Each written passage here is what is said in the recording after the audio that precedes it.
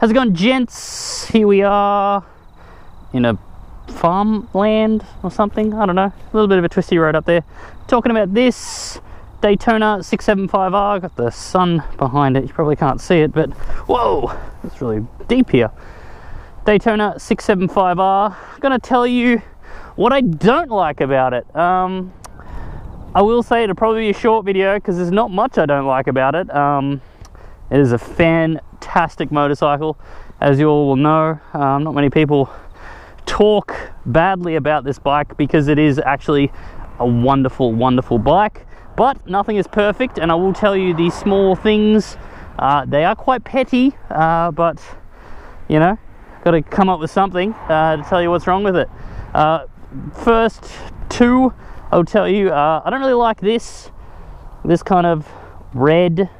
I don't like these stickers, a little bit old school looking, very petty. I don't know, the red's not bad. I don't know, maybe I'm being petty. There's not much to not like about this bike. One thing that actually does annoy me about this bike, still very petty, Triumphs, I don't need to pull the clutch in to start it. Like, it's just annoying and stuff, like, and you've got a stand switch, so I don't know, very petty. Let's go on, Champa. Jeez, it took me a while to even come up with a few things I don't like about it. The engine is brilliant, but it is a little rough real down low, probably from about 4,000, or maybe a bit lower than that.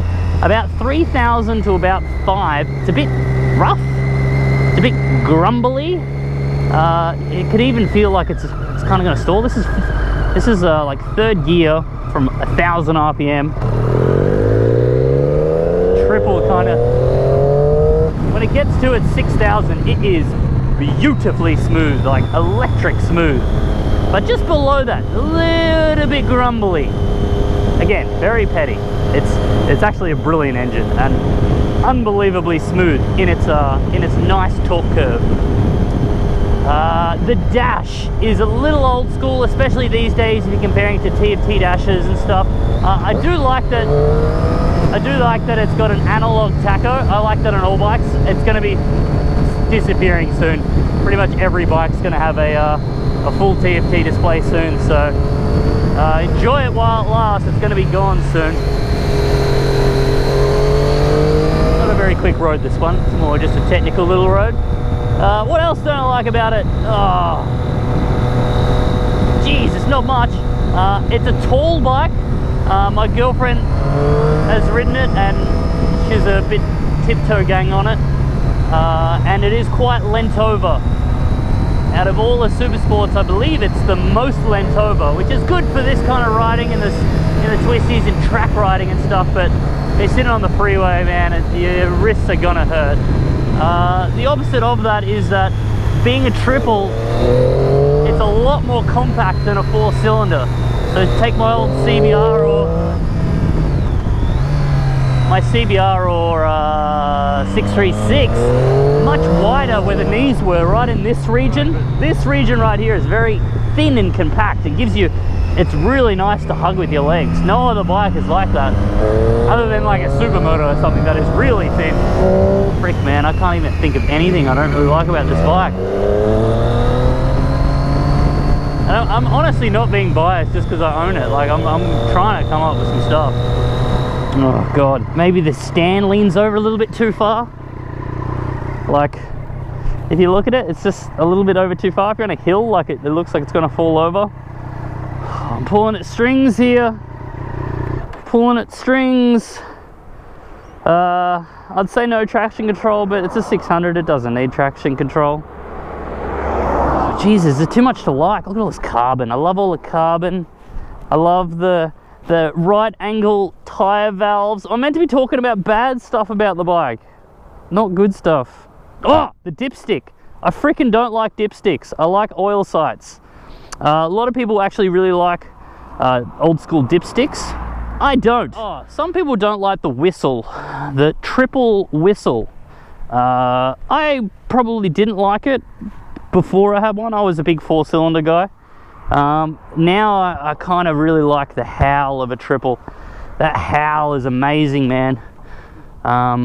I'm still probably not a huge fan of the whistle. I know that can you hear it? That zero, almost like a supercharger or something. Most triples have it. With an exhaust, that kind of goes away. The exhaust note kind of takes over. So if you don't like it, just get an exhaust.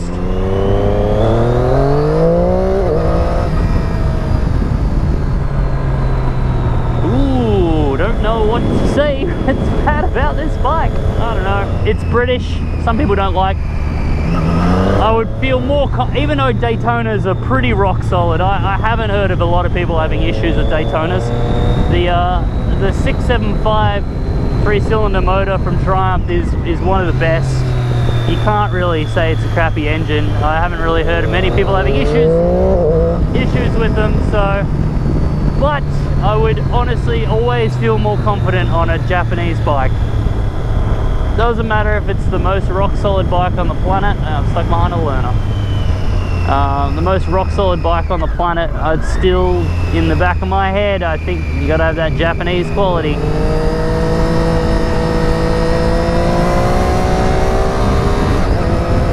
Cool little corner. Extremely blind, but good. Oh, how petty can we get? When you open the fuel thing, you need to use the key to close it. You can't just pop it in. I'm really trying here. I'm trying to give you... Oh, I don't know how to get the odometer to always show up on the dash.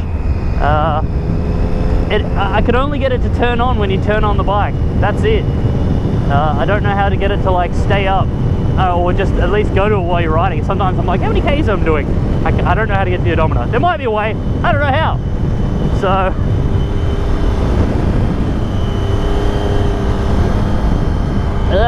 bug in my eye, bug in my eye. It's such a nice day. Summer is dwindling. February, last month of summertime. Better enjoy it. Let's do another lap of the twisty road, and I'm going to think of things I don't like about the Daytona. Let's do a little launch, eh? Launch time.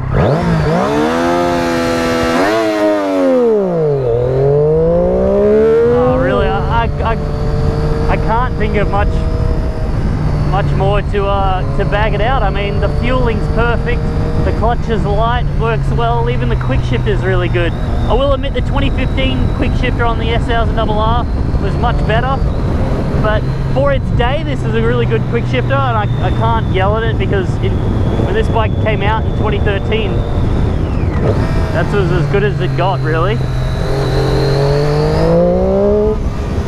Like maybe these days it's not as good, but in its day it was spectacular for a factory quick shifter. Beautiful little light, compact, agile sport bike. Not a lot of huge amount of power like your leader bike, but great in the tight shit.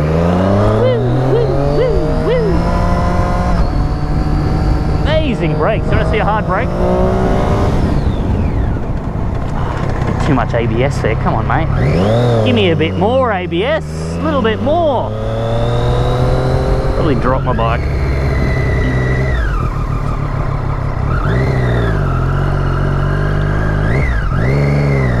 Good off-road. Oh, look, there's even bits of concrete here. Not a lot wrong with it, to be honest. Not a lot wrong with it. It's just a freaking good bike. But to be perfect, 765R Daytona. That is your top tip there, Triumph, if you're listening. Make a 765 Daytona. While you're at it, if all the motorcycle brands are listening, hey Yamaha, make a WR450R. Like that's ever gonna happen. No way. No way. But we can always dream. Half-Life 3. Let's get that while we're at it. Things that will never happen. Till then, peace out, gents.